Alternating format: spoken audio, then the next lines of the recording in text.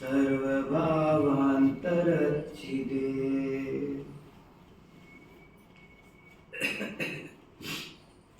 हमारा आज का विषय है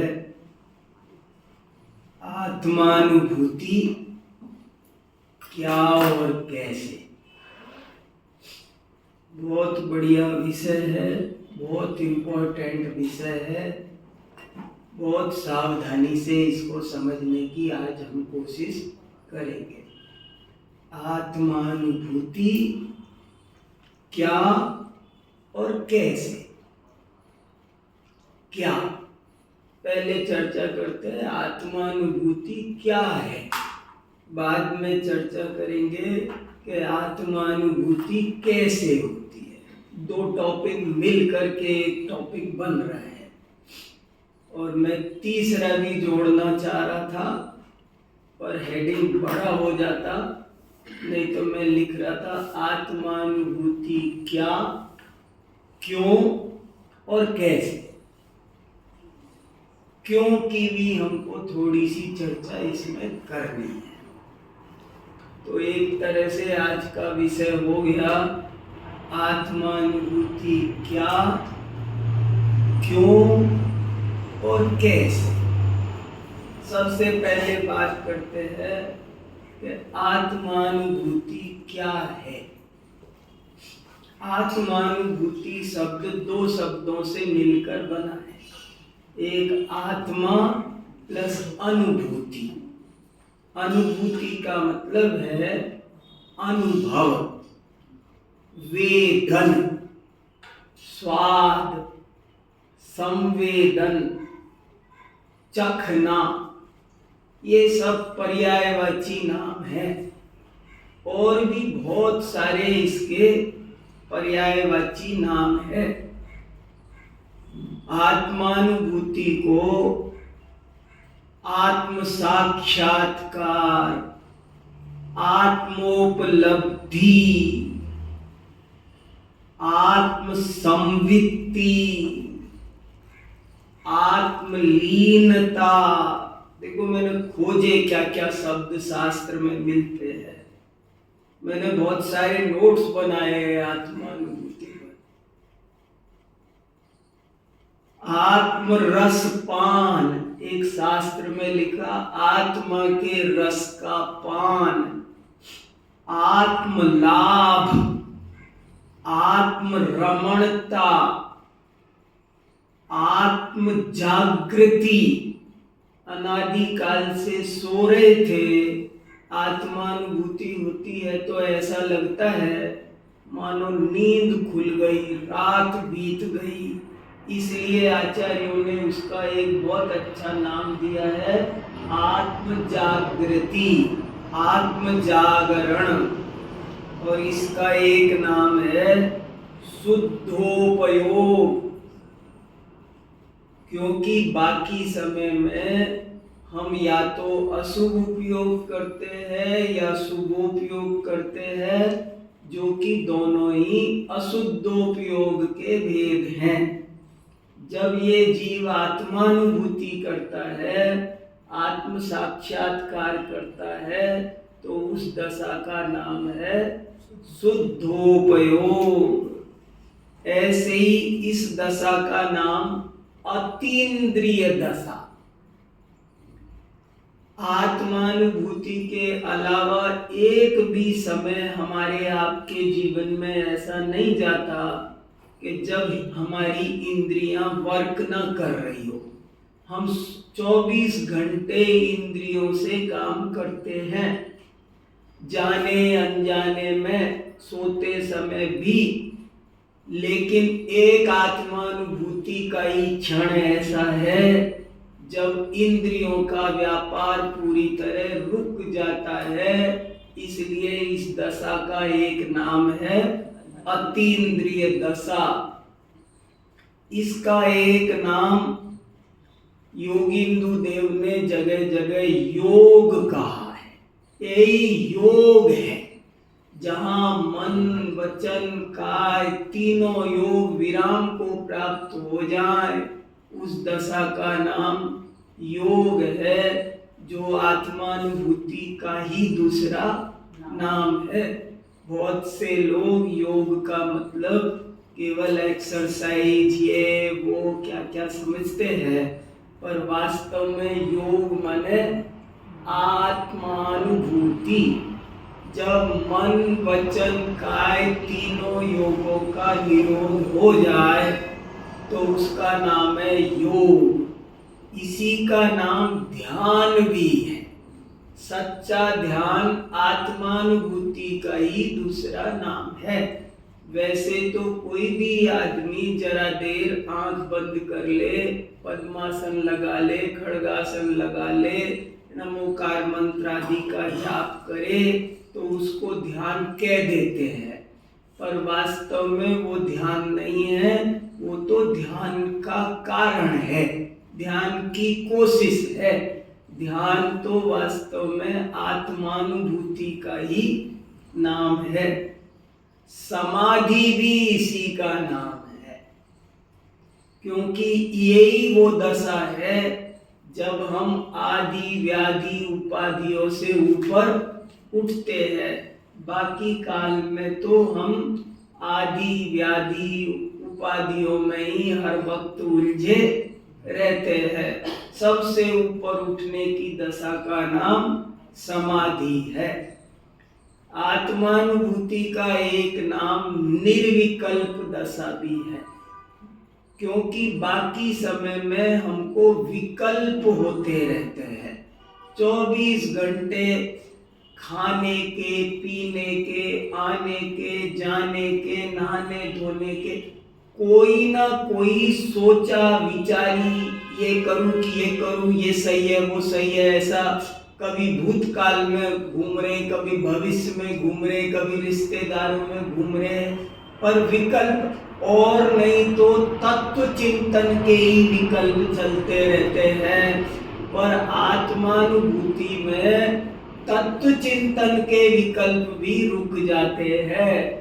आकाश द्रव्य का क्या स्वरूप है, काल द्रव्य का क्या स्वरूप है, आत्मानुभूति में ऐसा कोई विचार भी, अरे आत्मा का क्या स्वरूप है, ये विकल्प भी वहां पर नहीं। मेरे अंदर ज्ञान है, दर्शन है, चारित्र है, ऐसे विकल्प भी जब समाप्त हो जाते हैं तो वो थोड़े से काल के लिए जो दशा प्रकट होती है जीवन में, कभी किसी भाग्यशाली जीव को, आसन्न भव्य जीव को, निकट भव्य को जीवन में आत्मानुभूति प्राप्त होती है। ऐसे देवशास्त्र गुरु का समागम मिलना ही बहुत दुर्लभ है।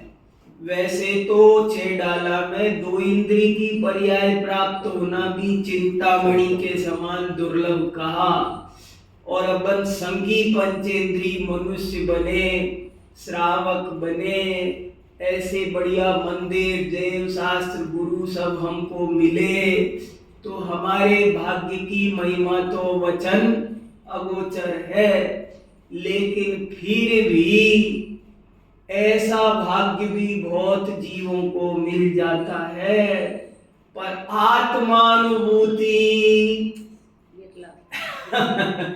वो इनमें भी बहुत किसी रेयर जीव को प्राप्त होती है। इसलिए ये सब चीजें बहुत भाग्य से कही गई है। निर्विकल्प दशा, इसी का नाम शुद्धात्मानुभूति भी है। आत्मानुभूति के काल में परद्रव्य तो ज्ञान का ज्ञेय बनता ही नहीं है, बल्कि आत्मा के अंदर जो अशुद्धि है वो भी ज्ञान में नहीं आती है। जब आत्मानुभूति होती है, अभी वर्तमान में राग द्वेष क्रोध मान माया मौजूद हैं, लेकिन जब आत्मानुभूति होगी तो वे भी नहीं दिखाई पड़ेंगे। आत्मा ऐसा दिखाई पड़ेगा जैसा सिद्ध भगवान का है, सिद्ध समान दिखाई देगा, शुद्ध दिखाई देगा। अशुद्धता होते हुए भी उस काल में दिखाई देती नहीं है, गौण हो जाती है, छुप जाती है, उस पर दृष्टि जाती नहीं है। इसलिए इसका नाम शुद्धात्मानुभूति भी है। आत्मानुभूति का एक नाम शुद्ध नयानुभूति भी है, शुद्ध नय की अनुभूति। अभी हम आचार्य सुनील सागर जी के संग में आप्तमीमांसा आदि ग्रंथों का स्वाध्याय कर रहे हैं, तो वहां ये टॉपिक बहुत जोर से आया कि आगम में तो दोनों नय हैं, व्यवहार ने और निश्चय ने, लेकिन जब भी आत्मानुभूति होगी तो निश्चय ने के आश्रय से ही होगी। निश्चय नय के आश्रय लिए बिना आत्मानुभूति होती नहीं है। व्यवहार का कथन है, पर प्राथमिक जीवों को समझाने के लिए है, वैसी वस्तु स्थिति नहीं है। तो शुद्ध नयानुभूति भी आत्मानुभूति का एक नाम है। ये बहुत खास टॉपिक है कि शुद्ध आत्मानुभूति रीति शुद्ध नयात्मिकाया। आत्मानुभूति तो शुद्ध नयात्मिका होती है, शुद्ध आत्मानुभूति, शुद्ध नयानुभूति। आत्मानुभूति का एक नाम सामायिक भी है, पर फिर वही बात, सामायिक वैसे तो कोई भी व्यक्ति थोड़ी देर बैठ जाए शांति से, माला ले ले, कोई सामायिक पाठ पढ़ने लग जाए, सत्वेषु मैत्रीम, कुछ भी, कोई मेरी भावना ये वो, तो कहने को आएगा कि भाई मैं थोड़ी देर सामायिक करता हूँ, पर वास्तव में वो सामायिक नहीं है, वो तो सामायिक करने की कोशिश है। सामायिक तो तब है जब आत्मानुभूति हो जाए। वो जो 1 घंटा बैठे, उस समय यदि हमारे को ऐसी शुद्ध आत्मा के दर्शन हो, साक्षात्कार हो, अशुद्धता गौण हो, मन वचन काय का निरोध हो, 5 इंद्रियों का व्यापार रुक जाए, तब वो सच्ची सामायिक है। नहीं तो सामायिक की प्रैक्टिस है, सामायिक की कोशिश है। तो कोशिश का विरोध नहीं है, ये याद रखना। हम जो चर्चा कर रहे हैं वो सही बात बताने की कोशिश कर रहे हैं, तो कोशिश किए बिना भी कैसे काम चलेगा, इसलिए उसका अपना महत्व है। पर आज हमारा टॉपिक कुछ ज्यादा ही ऊंचा है, इसलिए हमको सही बात बताना हमारी ड्यूटी है। इसी तरह और भी आत्मानुभूति के सैकड़ों नाम हैं। किसी आचार्य ने कहा कि इसी में परमार्थ शब्द लगा दो तो सारी परमार्थ भक्ति, परमार्थ प्रत्याख्यान, परमार्थ आलोचना, निश्चय स्तुति, निश्चय पूजा, सब एक आत्मानुभूति के नाम है। निश्चय तीर्थ यात्रा, निश्चय उपवास, निश्चय उपवास आत्मानुभूति का ही दूसरा नाम। जितनी भी धर्म की क्रियाएं हैं उन सब में यदि आपने निश्चय शब्द जोड़ दिया, परमार्थ शब्द जोड़ दिया, तो वो किसका वाचक हो जाएगा? आत्मानुभूति का। पूजा अलग बात और निश्चय पूजा अलग बात। देखो, द्रव्य पूजा अलग बात, भाव पूजा अलग बात और निश्चय पूजा अलग। निश्चय द्रव्य पूजा वो जो आप सामग्री से बोल के वो जो कर रहे, भाव पूजा वो जो आप मन में गुणानुराग है वो भाव पूजा। देव शास्त्र गुरु के प्रति मन में जो अच्छी भावना है वो भाव पूजा है। लेकिन निश्चय पूजा उनके बताए मार्ग पर चलकर आत्मानुभूति कर लेना। वो कह रहे थे मेरी तरफ क्यों देखते हो, अपनी तरफ देखो, तो उसका नाम भी निश्चय पूज। तो सारी धर्म की क्रियाओं में ये सब लगा दो। और जो शब्द पर्यायवाची, मैंने जो शब्द बताए उनमें पर्यायवाची भी, जैसे हमने कहा आत्म साक्षात्कार, तो इसका जो जितने साक्षात्कार के पर्यायवाची हैं, जैसे एक ग्रंथ का ही नाम है आत्मावलोकन। आत्मावलोकन माने आत्मानुभूति, आत्मा को देखना, आत्मदर्शन। तो इतने देखो मैं कितने पर्यायवाची बताकर, पहले अपना क्या टॉपिक चल रहा है, आत्मानुभूति क्या है, क्या है। तो इतने शब्दों से मैं आपको उसका आइडेंटिफिकेशन कर रहा हूं, उसका स्वरूप आपको दिखे कि वो है क्या। ऐसे ही अब इतने सारे शब्द बताए, इनमें आत्मा की जगह स्व शब्द भी रख दो, आत्मा हटाकर, तो इतने के डबल पर्यायवाची हो गए। मान लो मैंने अभी आपको 50 पर्यायवाची गिनाए, तो अब कितने हो गए, 100 हो गए। जहां जहां आत्मा लिखा था वहां वहां आत्मा की जगह स्व संवेदन, स्वानुभूति, आत्मानुभूति का ही दूसरा नाम क्या हो जाएगा, स्वानुभूति।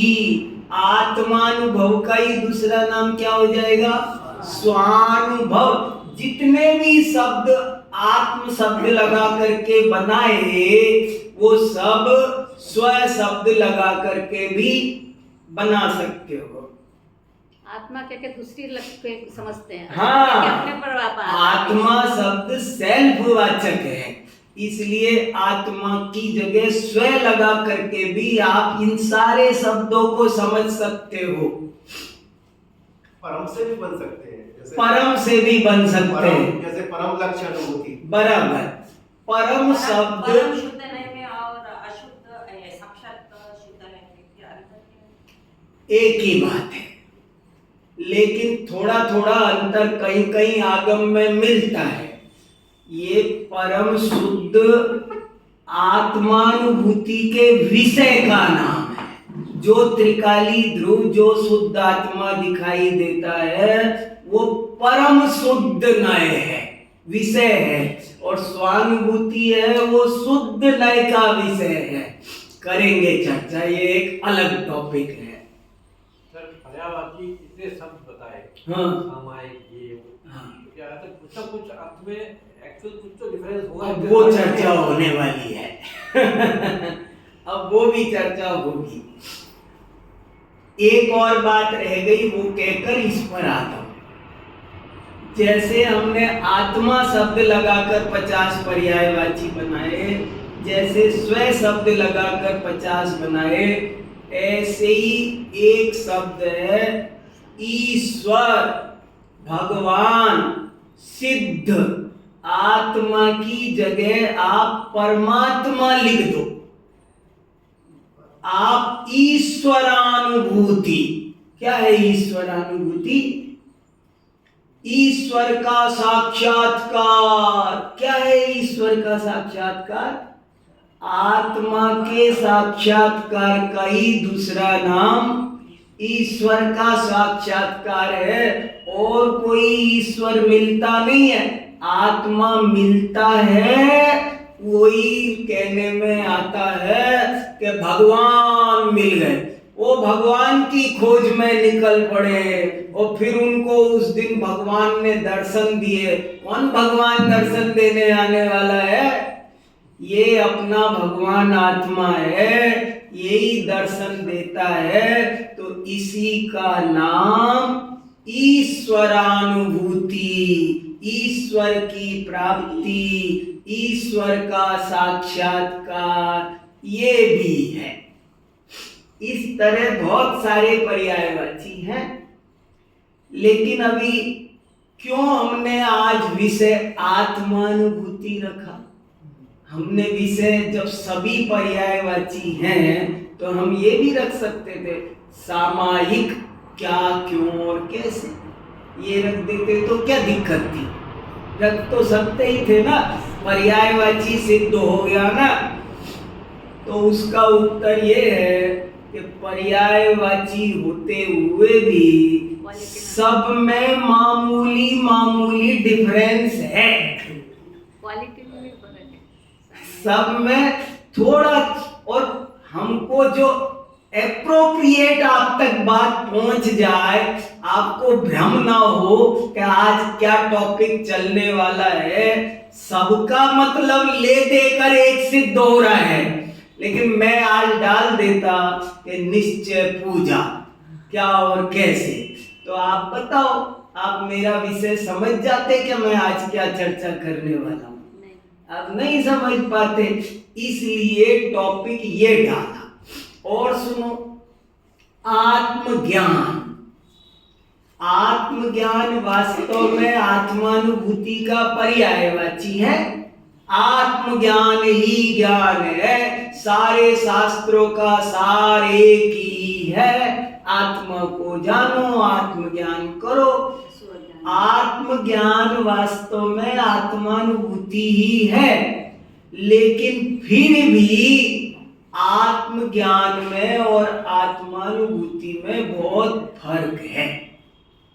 क्या फर्क है? थ्योरी और प्रैक्टिकल। हाँ थ्योरी है, हाँ, जरा सा कितने ही लोग आत्मा के बारे में जानकर, आत्मा के बारे में जानकर, किताब से जानकर, प्रवचन से जानकर, उसके गुणों को रटकर, उस परीक्षा में पास होकर, आपको पता है ऑल इंडिया मेडिकल इंस्टीट्यूट में एक नया डिपार्टमेंट खुला है। अभी कल मीटिंग थी, मैं भी गया था उसमें।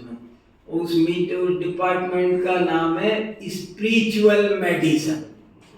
एक डिपार्टमेंट खुला है कि और उस मीटिंग में मुझको भी बुलाया, मैं भी बोल के आया हूँ थोड़ा सा कि आध्यात्म विद्या से रोग कैसे ठीक होते हैं।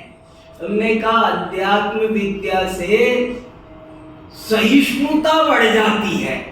प्रथम तो रोगों की उत्पत्ति नहीं होती, और हो जाए तो वो रोग उतना पीड़ित नहीं करते जितना बिना आध्यात्मिक व्यक्ति को करते हैं। तो आध्यात्मिक उपचार भी मरीजों का अगर ऑल इंडिया इंस्टीट्यूट में होने लगे तो ये बहुत खुशी की बात है। खैर चलो, वो तो बड़े अच्छे समाचार है, वो सुनाऊंगा तो हमारी आत्मानुभूति की चर्चा रह जाएगी, पर खुशी का समाचार था इसलिए आ गया। तो कहने का मतलब ये है कि हमको इसका स्वरूप समझना है कि आत्मज्ञान मतलब केवल थ्योरी नहीं, वो प्रैक्टिकल होना चाहिए। प्रवचन सार में ऐसा लिखा है 3-4 गाथाओं में कि इस जीव ने अनेक बार आत्मज्ञान किया, फिर भी क्या हो गया भाई? फिर भी का मतलब है अनुभूति नहीं की। अरे भाई, भोजन का ज्ञान और भोजन का अनुभव, गुलाब जामुन का ज्ञान जब तक नहीं बता, गुण के ज्ञान में और गुण के अनुभव में जो अंतर होता है वही आत्मा के ज्ञान में और आत्मा के अनुभव में अंतर है। अब समझ में आया? इसलिए अब एक नई इंपॉर्टेंट बात कहता हूं। अनुभूति या अनुभव आत्मानुभूति में जो अनुभूति शब्द है वो किस गुण की पर्याय है? आत्मानुभूति क्या है? मैं अभी आपको आत्मानुभूति का आई कार्ड दिखा रहा हूं। आत्मानुभूति क्या? आत्मानुभूति में जो अनुभूति है वो क्या है? द्रव्य गुण पर्याय। इस विश्व में तीन ही चीजें हैं, चौथी कोई चीज इस विश्व में पाई जाती नहीं है। तो आत्मानुभूति क्या है? आत्मानुभूति में जो अनुभूति है वो क्या है? द्रव्य है? नहीं। गुण है? नहीं। पर्याय है। तो पर्याय किसकी है? किस गुण की पर्याय है? तो देखो अब थोड़ा शांति से। सुदेश जी कह रहे चारित्र गुण की, हाँ। सुख गुण की। सुमत जी कह रहे सुख गुण की, आत्मा के गुण की। और एक कहते हैं ज्ञान गुण की। कोई कहेगा आत्मानुभूति ज्ञान गुण की पर्याय है, कोई कहेगा आत्मानुभूति सुख गुण की पर्याय है, और एक उत्तर आया श्रद्धा गुण की पर्याय है। शास्त्र में क्या लिखा है वो बताता हूं, वो सुनाता हूं। आत्मानुभूति आत्मा के समस्त गुणों की पर्याय है। उस समय में सारे गुण एक साथ परिणमन करते हैं, एक साथ सब में सम्यक परिणमन होता है। उसको चारित्र गुण की रमणता की अपेक्षा चारित्र गुण की कह देते हैं, क्योंकि उस समय स्वरूपे चरणम है हो रहा है, इसलिए वो चारित्र गुण की पर्याय कही जाती है, सत्य है। उस समय सुख आता है, अतीन्द्रिय सुख प्रकट होता है, आनंद आता है, इसलिए वो सुख गुण की पर्याय है। उस समय आत्मा ही ज्ञान का ज्ञेय बनता है, इसलिए ज्ञान गुण की पर्याय है। श्रद्धा गुण की भी पर्याय। संपूर्ण गुणों का एक साथ परिणमन होता है।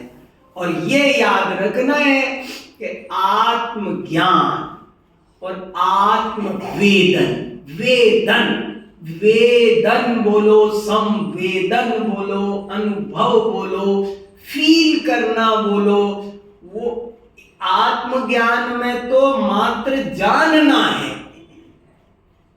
हालांकि जब कहते हैं आत्मज्ञान मोक्ष का कारण है, यदि ये एक वाक्य लिखा हो तो वहां ज्ञान में सब गर्भित समझना, अनुभूति ही उसका मतलब है और कोई मतलब नहीं है।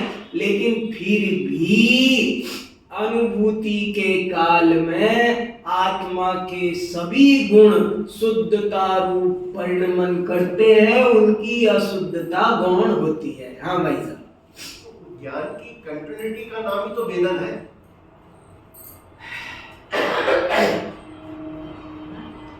एक अपेक्षा से तो कह सकते हैं, पर उसमें सुख सम्मिलित है।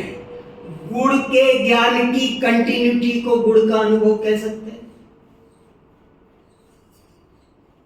बस वही उत्तर है, केवल जानना नहीं। देखो सुनो, अच्छा सुनो, बहुत बढ़िया एक बात याद आ गई मुझे। सुमत जी के आत्मा का ज्ञान हो सकता है, वेदन नहीं हो सकता। वेदन मुझे मेरे आत्मा का होगा। समझ पाए आप? समझ पाया? आत्मज्ञान में और आत्मानुभूति में क्या फर्क है? महावीर भगवान सिद्ध दशा में विराजमान हैं। अब उनको पारसनाथ भगवान के आत्मा का तो ज्ञान है और अपने आत्मा का, पारसनाथ भगवान की आत्मा का अनुभव नहीं है उन्हें। देखो गजब की बात, अनुभूति दूसरे की नहीं होती है, हो ही नहीं सकती है। आत्मज्ञान में और आत्मानुभूति में अंतर निकल के आ गया सामने। आत्मज्ञान में और आत्मानुभूति में ये अंतर है कि ज्ञान तो दूसरे का भी हो जाता है। सिद्ध भगवान का को दूसरे सिद्ध का पूरा ज्ञान है कि नहीं? एकदम एक एक प्रदेश दिखाई देते हैं कि नहीं?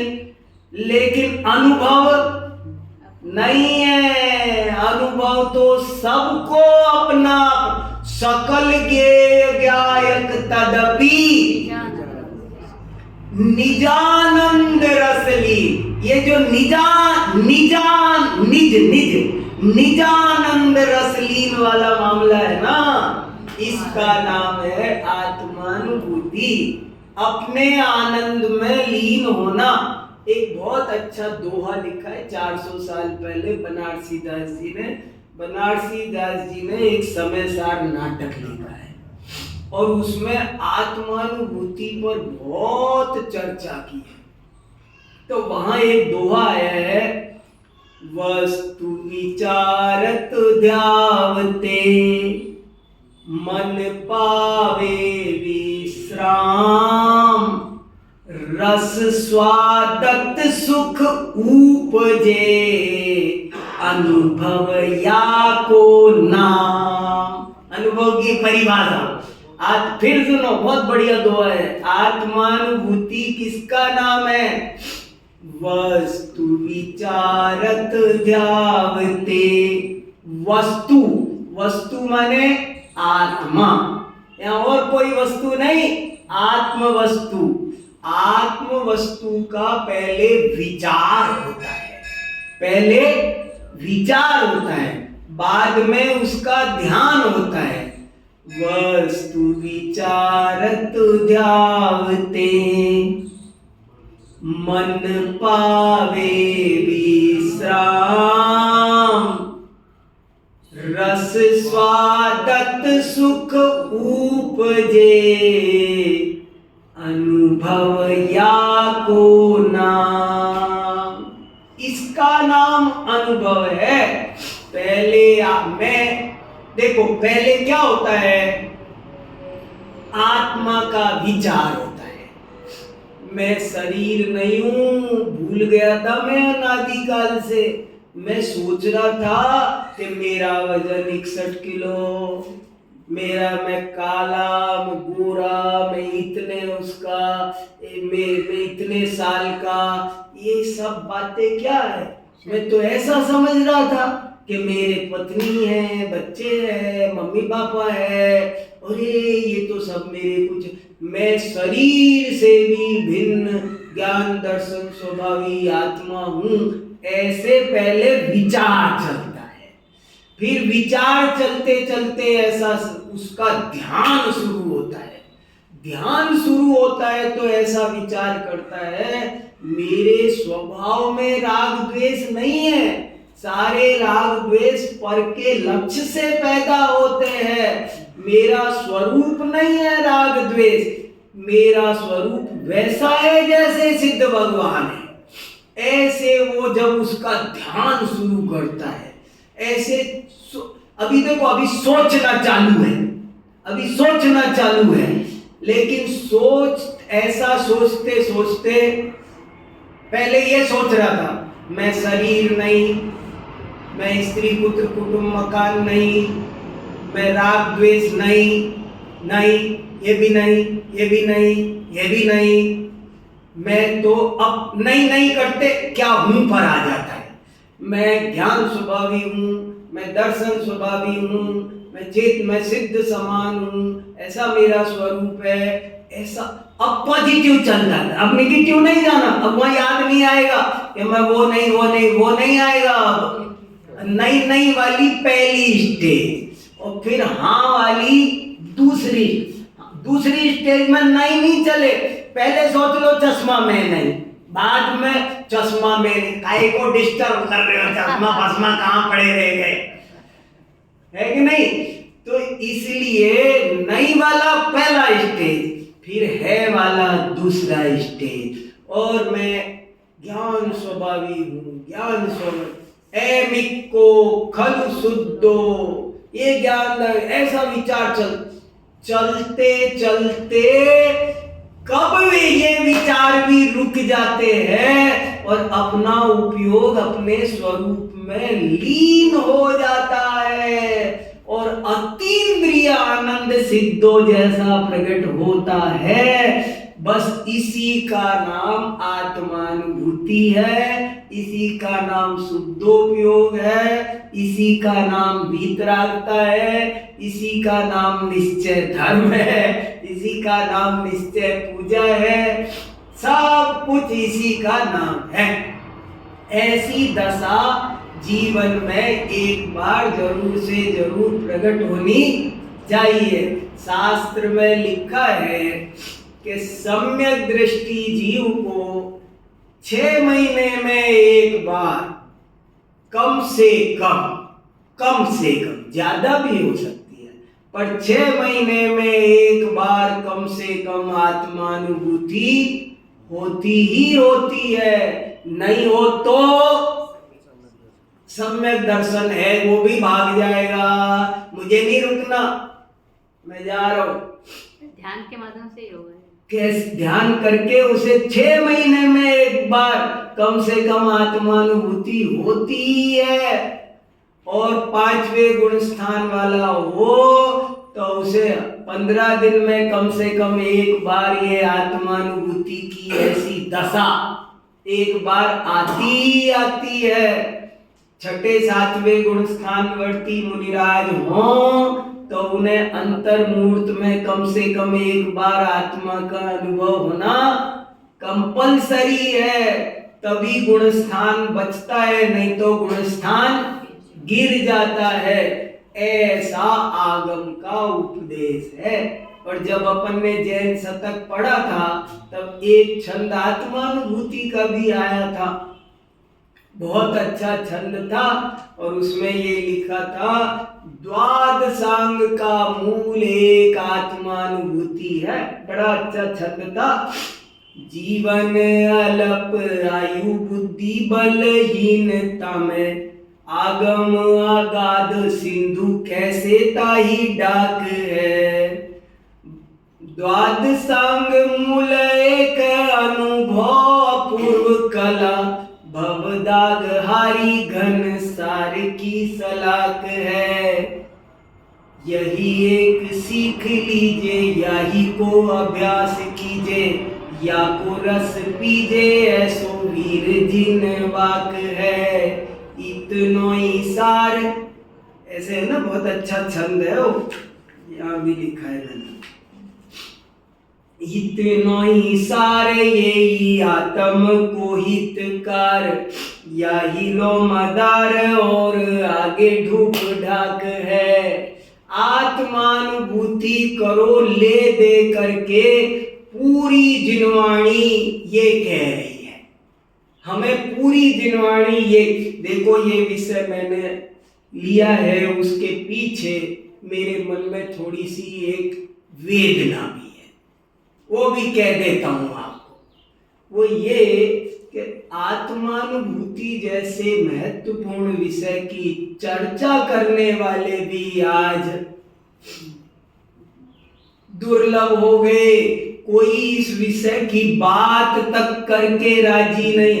हमारी जितनी भी धर्म सभाएं हो रही हैं, बड़ी सब जगह देश भर में, उन सब सभाओं का आप एक सर्वे करो, क्या चर्चा हो रही है। आप नोट्स बनाओ, कोई रिसर्च करो, क्या बातें हो रही है वहां पर। शांति और सब बातें हो रही है, पर आत्मानुभूति करो ये बात नहीं हो रही है। जैसे आजकल कई दृष्टियों से जैन धर्म पर कई खतरे मंडरा रहे हैं, कई समाचार दुखद आते हैं, ऐसे एक चिंताजनक एक दुखद समाचार ये भी है कि जो जैन धर्म का सार है, जहां जो पहली क्लास है, जहां से धर्म शुरू होता है, उस आत्मानुभूति की चर्चा ही प्राय पंडित टोडरमल जी ने 250-300 साल पहले लिखा, धन्य है वे जीव जो आत्मानुभव की बात भी करते हैं। अरे इसकी बात देखो, जिस दिन अपने जीवन में आत्मानुभूति होगी उस दिन तो क्रांति हो जाएगी। आत्मानुभूति होने का मतलब है सिद्ध शिला पर परमानेंट रिजर्वेशन हो गया। अब आपका रिजर्व, जिसने एक बार आत्मानुभूति की है वो गारंटी से मोक्ष में जाएगा। थोड़ी देर भले हो जाए लेकिन अब अंधेर नहीं है। ऐसी आत्मानुभूति की चर्चा आज होती नहीं है, कोई करता नहीं है। और सब बातें दुनिया भर की हो जाएगी। ये मैं क्या क्या बोलूं कि भैया ये कर लो, वो कर लो, ये शांति धारा कर लो, फलाना है, अभिषेक वाला, जिन कितनी कितनी बातें इधर उधर की बहुत होती है। हम क्या बोले उन किसी के बारे में, लेकिन ये चर्चा कहाँ है, मुझे ये पूछना है। ये चर्चा क्यों नहीं है? आत्मानुभूति का उपदेश और प्रेरणा क्यों नहीं है? जो हमारे सब आचार्यों ने दी है वो चर्चा क्यों नहीं है? वो होनी चाहिए। और नहीं है जो तो नहीं है। कभी कोई करे ना मेरे जैसा तो ये कहने वाले मिलते हैं आत्मानुभूति वो तो हो ही नहीं सकती। ऐसे भी कहने वाले आपने भी देखे होंगे, ऐसे भी है ओके, उल्टा हमको डाउन करते हैं कि आत्मानुभूति हो ही नहीं सकती। जो आत्मानुभूति चिड़िया को हो सकती है, जो आत्मानुभूति शेर को हो सकती है, जो आत्मानुभूति हाथी को हो सकती है, वो आत्मानुभूति हमको आपको नहीं हो सकती। कैसी बात कर रहे हो? आपने तो बिल्कुल ही तोड़ के धर दिया। कब होगी, कैसे होगी? अरे आत्मानुभूति का उद्यम करो। ये सब ऐकथमपि मृत्वा ऐसे लिखा आचार्यों ने।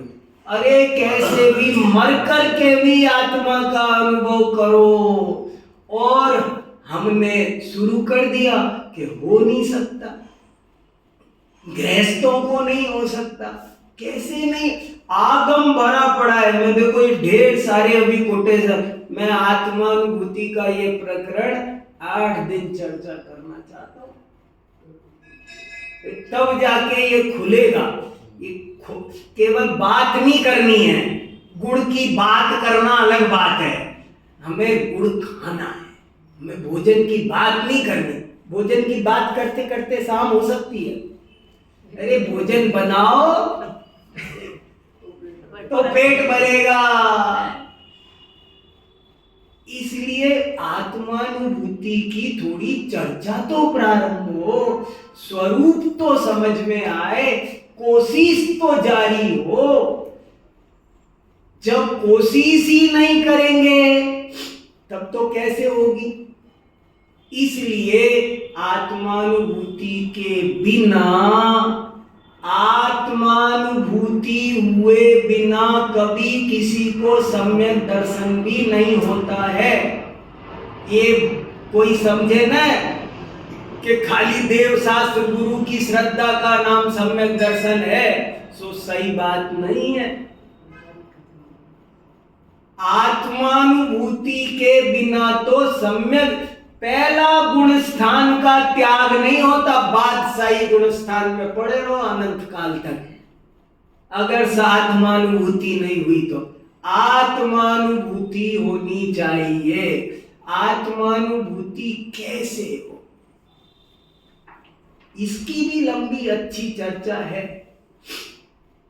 पहली बात तो ये कि आत्मानुभूति का स्वरूप समझो। आत्मानुभूति हो सकती है ये भी समझो, आत्मा क्या है ये भी समझो, और आत्मा की अनुभूति के पात्र भी बनो। उसका पात्र बनना बहुत कठिन काम है। जीव पात्र नहीं बनता है, कहता रहता है हमको तो मोक्ष चाहिए, हमको तो वीतरागता चाहिए चाहिए, कहता रहता है, पर असल में उसे पांच इंद्रिय के विषय भोग संसार ही अच्छा लगता रहता है। जिसे संसार अच्छा लगता है उसे आत्मानुभूति कभी हो सकती नहीं है। समंत भद्राचार्य ने आप्तमीमांसा के शुरुआत में ऐसी जो बात लिखी है कि हे भगवान मुझे समोसरण की भी महिमा नहीं आती, ये लिखा है, मुझे समोसरण की महिमा नहीं आती, मुझे आपके परमोदारिक शरीर की भी महिमा नहीं आती, मुझे क्या लेना देना इन चीजों से, मुझे तो इसकी महिमा आती है कि आप वीतराग हो। देखो आत्मानुभूति उसको प्राप्त होगी जिसे कुछ नहीं चाहिए। और बताया ना, तराजू के दो पलड़े और एक पलड़े में सारा विश्व, मुझे कुछ नहीं चाहिए। श्रीमद् रायचंद्र की भाषा में कहो तो काम एक आत्मार्थनो बीजो नहीं मन रोग। केवल आत्मानुभूति की जिसके मन में भावना है वो 24 अब अपना अपना हृदय टटोलो। अपन को कितनी बार आत्मानुभूति याद आती है, अपन कितना चाहते हैं, हमारी वर्कशीट में कहाँ लिखी है। हमको और काम तो लिखे होंगे, बैंक जाना है, वो एफडी रिन्यू करानी है क्या क्या क्या क्या क्या क्या काम सब लिखते हैं। ये काम कितना ऊपर लिखा है, सब काम की चिंता होती है, ये करना है वो करना है, सब काम हमारे एजेंडे में है, लेकिन आत्मानुभूति दूर दूर तक कहीं हमारे एजेंडे में नहीं है। अरे हमारी नींद उड़ जानी चाहिए। शास्त्र की भाषा में कहो तो जैसे बेटी की शादी की चिंता होती है, जैसे मकान खरीदने की चिंता होती है, ऐसे आप ये बताओ जब रात को नींद खुलती है अचानक, तब ऐसा लगता है कि मैंने आत्मानुभूति नहीं की तो सब बेकार हो जाएगा, सब खराब हो जाएगा, बहुत खतरनाक, सब काम बिगड़ जाएगा, कैसे करूं, वो होनी चाहिए, वो चिंता हो, सोचो।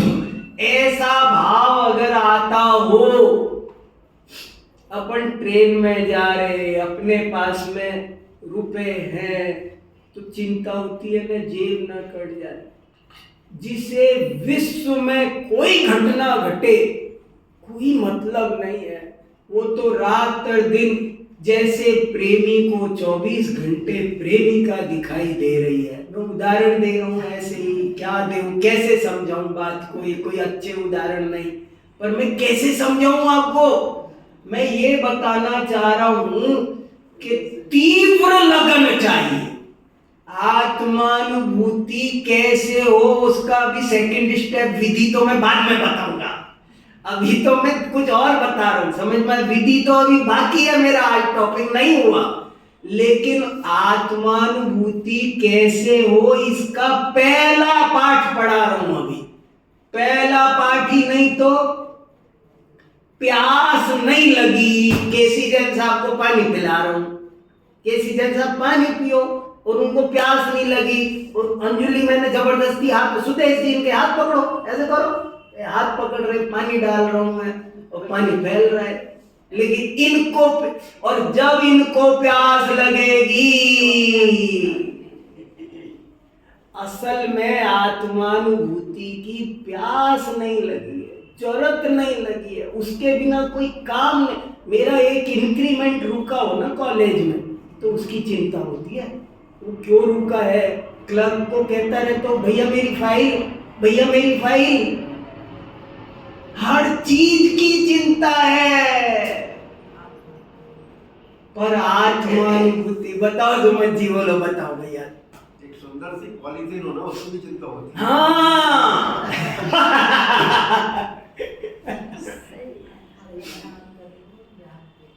सर सुबह उठते हैं, आप कह रहे हैं कि आत्मानुभूति के बारे में कुछ किया नहीं किया, चिंता होनी चाहिए।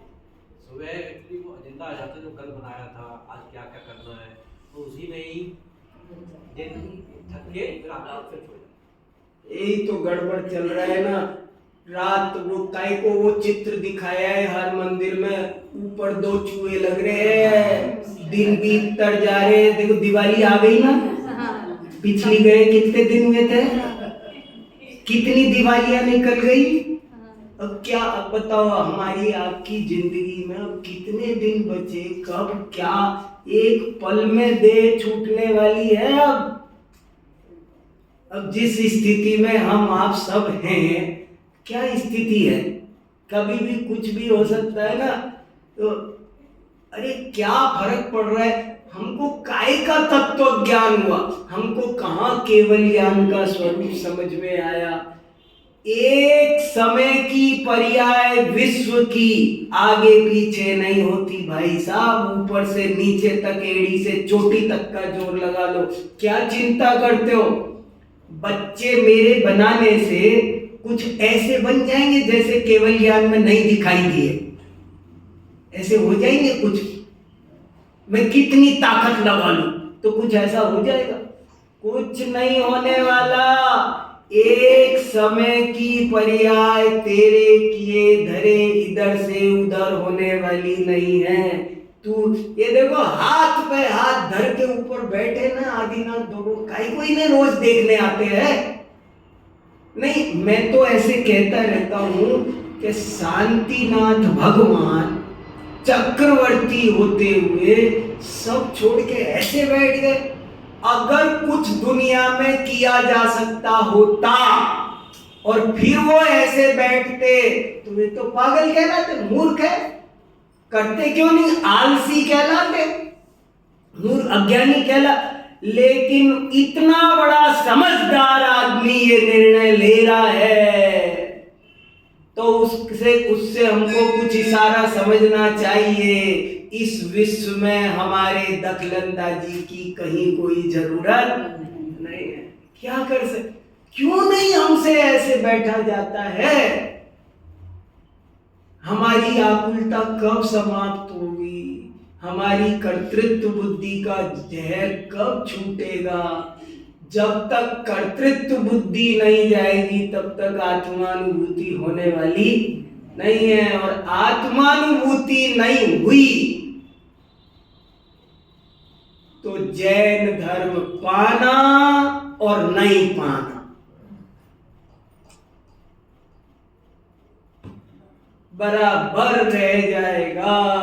एकाध भव स्वर्ग आदि के हो आ जाए ज्यादा से ज्यादा, आत्मानुभूति नहीं हुई और अच्छे से सदाचार में जीवन जिएंगे तो स्वर्ग में जाएंगे। लेकिन फिर भोग पुण्य फल होई के इंद्री, क्या इसमें लाली, इसलिए कुतवाली दिन चार वही फिर कोई खुरपा जाली आ जाएंगे। इसलिए इस विषय पे मैं तो 8 दिन शिविर लगाना चाहता हूँ। तसल्ली से बैठो, सब अपनी बात करो और आत्मानुभूति करना है, प्रैक्टिकल करना, पढ़ाना नहीं है। मुझे कुछ पढ़ाना वढ़ाना नहीं है। एक ये जो बहुत बड़ा आगम का उपदेश है इसको करो। आत्मानुभूति जरूरी है, बाकी सब मजबूरी है। यही साधन, यही साध्य है, बाकी सब साधन है। ये बात हमारी समझ में अच्छे से आनी चाहिए, इसलिए आज ये चर्चा की है। समय आज का बहुत हो गया, चलो।